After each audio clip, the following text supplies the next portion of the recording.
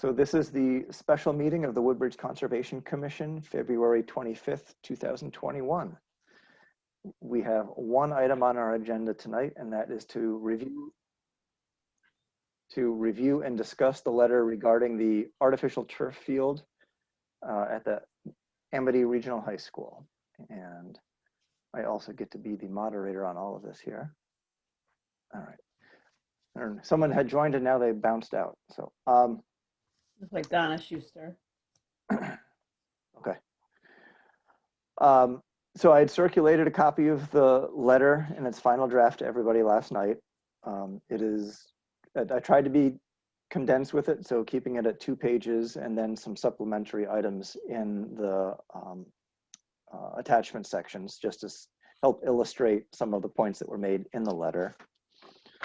I tried to stick with the content and concepts that we had all agreed that we would include in the letter.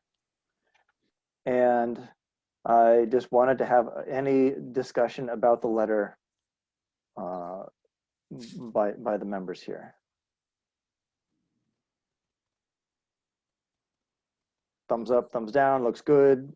I liked it, and I liked the format. I thought it was very readable and took people through a logical progression in a way that could be followed easily. All right, that's good to hear. Concise, just, All right. Concise is good. The only thing I'm thinking is when you have these species endangered, threatened, or special concerns, and then groundwater quality, I might change the font a little bit, or make those stand out a little bit more. Okay. This is a technicality. In the numeric list, they are bolded in sort of separate sections below when we get into the detail. Well, that's where it didn't look. I can't tell that it's bolded from the copy I made, I guess. Oh, okay. Yeah, I did intentionally try to make them stand out. So if someone was trying to look quickly for, what are you talking about groundwater quality for? Oh, here it is in bold, and here's a paragraph or two about it below. Okay, good.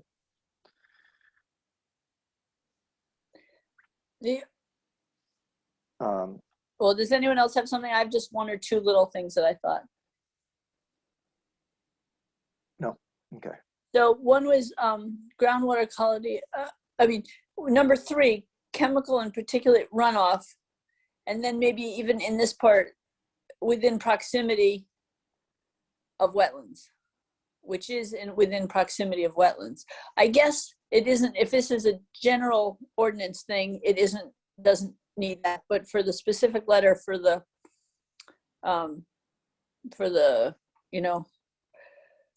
field at the high school, you might want to highlight that wetlands are nearby. Okay.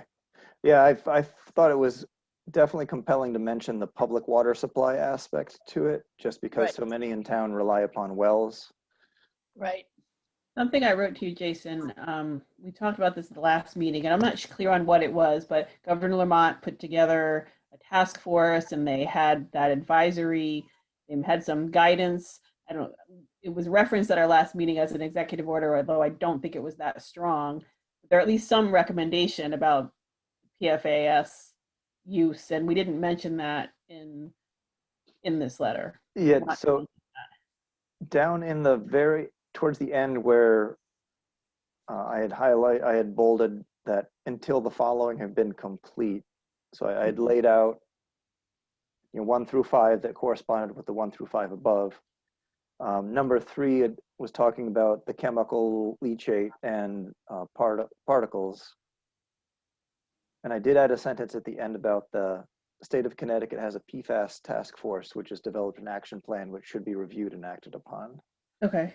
So where did you put that? I didn't see that. That's towards the end.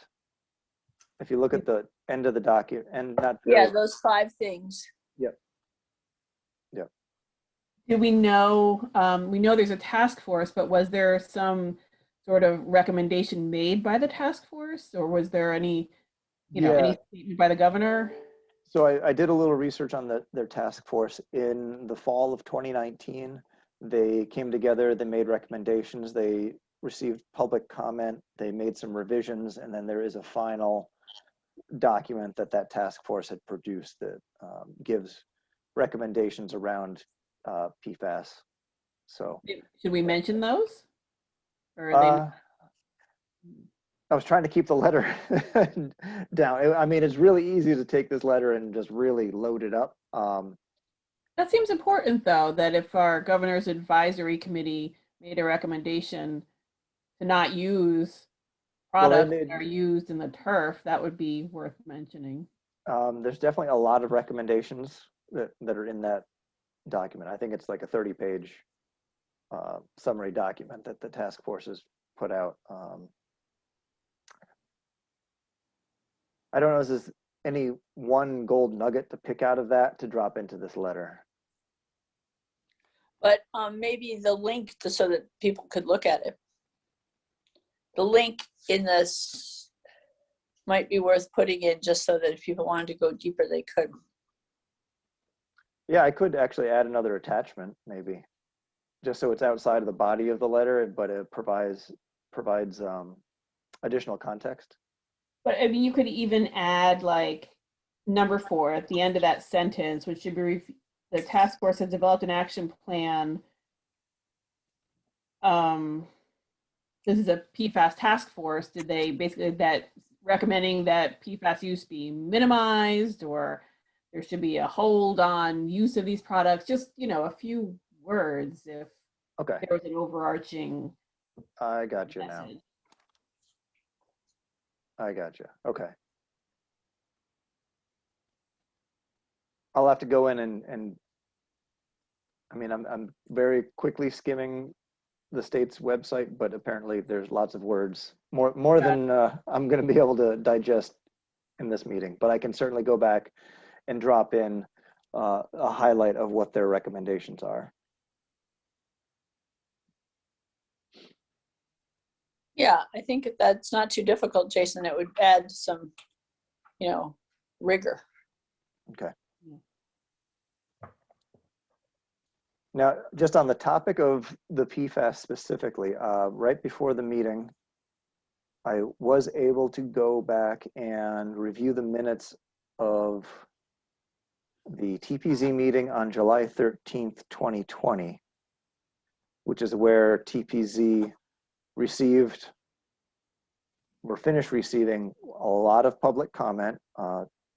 From my reading of the minutes, TPZ did spend a good deal of time considering input from the public, balanced by input from the members of the Board of Ed who were there, as well as representatives for Field Turf, which is the company that's going to be providing the product.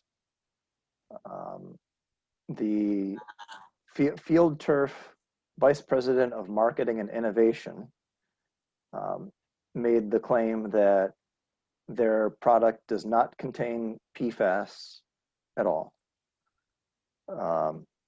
So not only PFAS, but PFOS, which was the predecessor to PFAS, and fluorine, which is another carrier chemical in that category of PFAS. And coming out of the TPZ approval, they gave approval contingent upon a warranty between the Board of Ed and Field Turf, indicating that they're guaranteeing there is no PFAS in their product. And to my knowledge, that particular warranty has never materialized yet. I was told that it would by I think Chris Sullivan, that it would only materialize once they finished it, and then they handed over those documents as a completed event. Huh.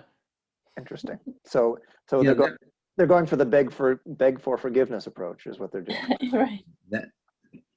that seemed to be different than what I understood from the town's legal counsel last night, which said the warranty was a requirement to get the permit. Oh, well, I'm glad to be wrong about that. That would be good. And as of last week, and Jason, if you were on the call, maybe you can help me recall. He said as of last week when he checked, that had not been received yet, the permit, the warranty. I do remember Jerry Weiner saying that last night. Yeah. Yep. So it seems as though TPZ did definitely give a lot of thought to it.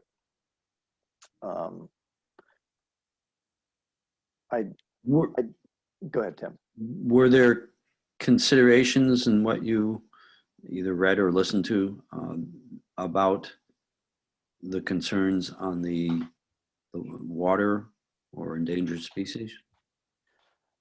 It was mentioned in brief. I believe TPZ, and this is where my knowledge of who's responsible for what in town kind of is lacking.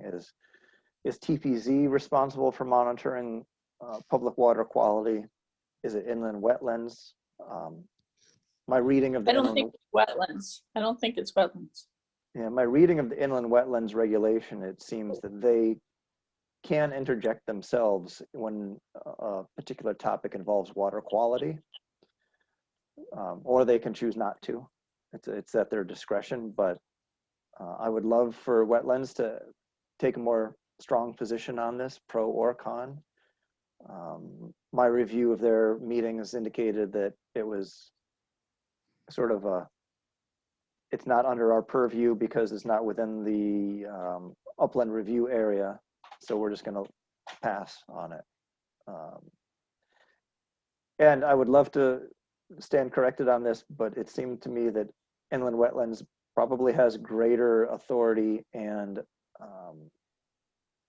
review potential than what they're doing. So I think they could go further, but Yeah, this but would not be. You know, from reading their charter, it seems to have to do with wetlands and water courses rather than groundwater.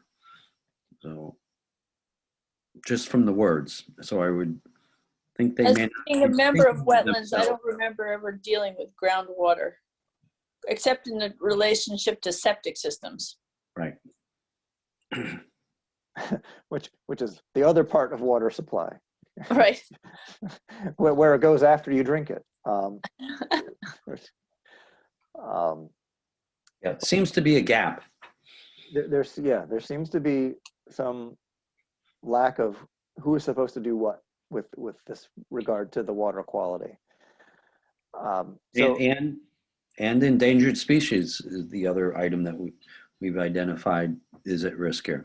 right, Which board or commission is responsible for making sure there's no impact of something under consideration to endangered species? yeah. And this is getting a little bit bureaucratic, but in the inland wetlands watercourse regulations, their first section title of authority indicates that the purpose of the regulations is to protect the citizens by minimizing pollution, preventing loss of beneficial aquatic organisms, wildlife, vegetation, and protecting the state's potable fresh water supplies from pollution. So that's in the regulation for inland wetlands under their title and authority. So in my reading of it, it seems as though they could step in. Yeah, potable water supplies could certainly apply to what's in the ground. And it could be that they choose not to. Well, it could be that the way the town developed the charter has not emphasized that particular piece. Yeah.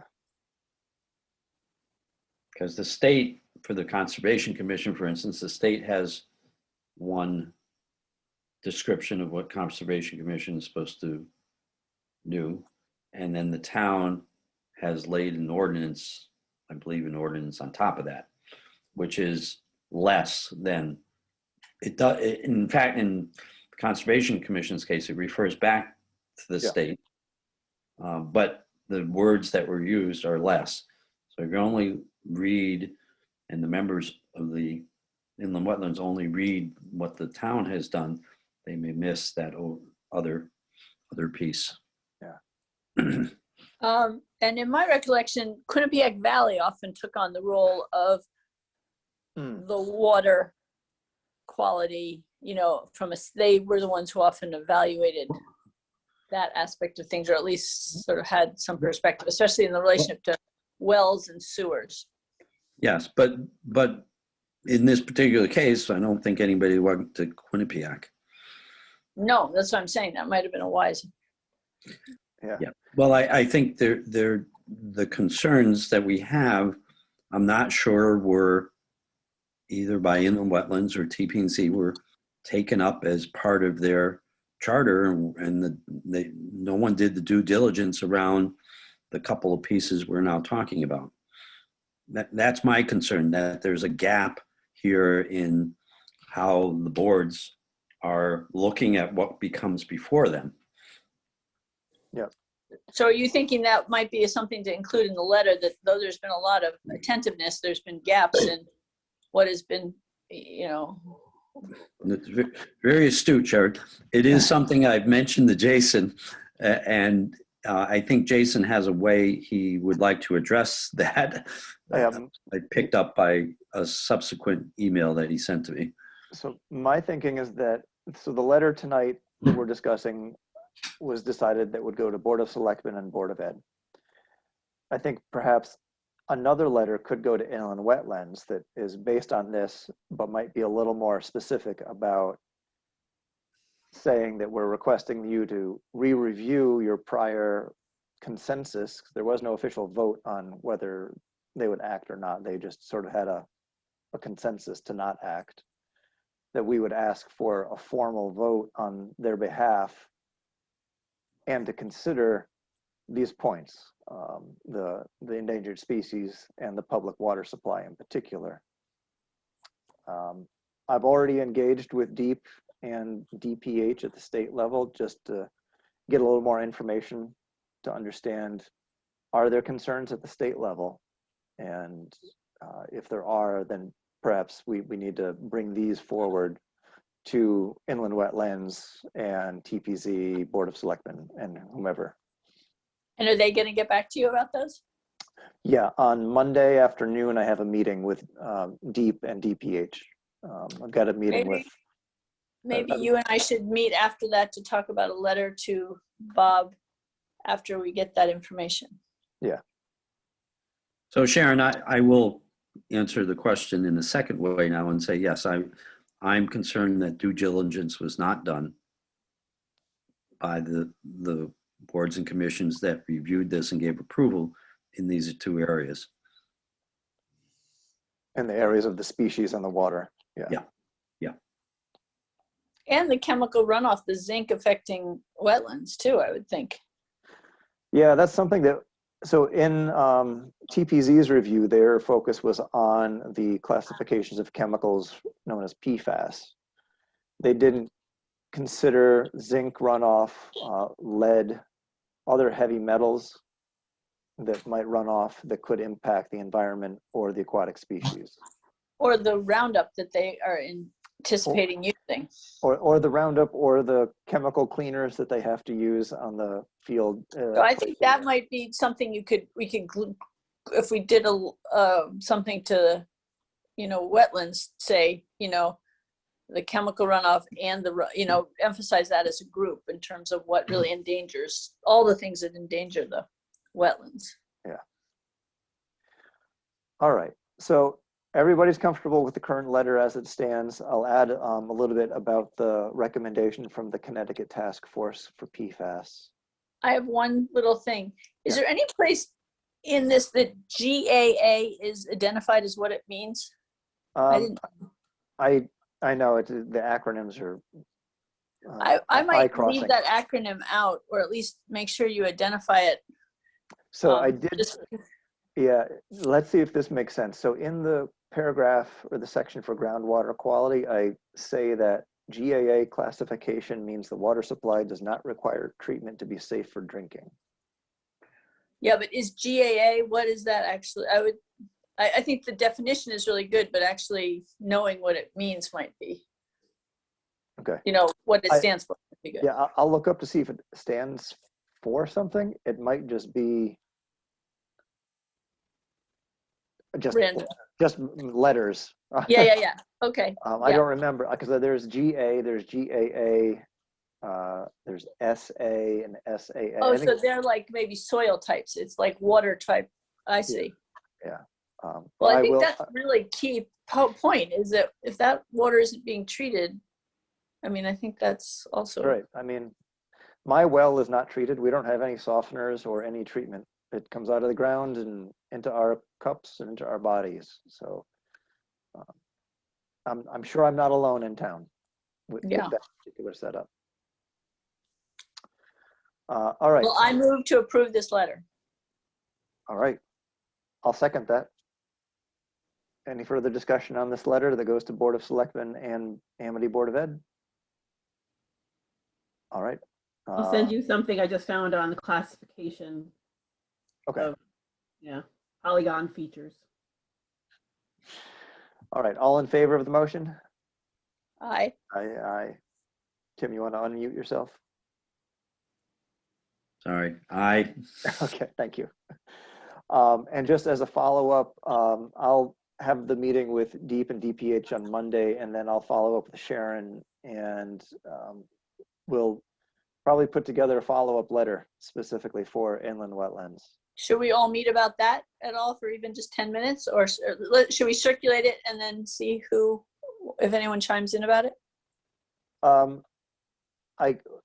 this is where I start getting a little, on freedom of information. If we have any discussion about a particular letter, we would want to do it in a public forum, Right.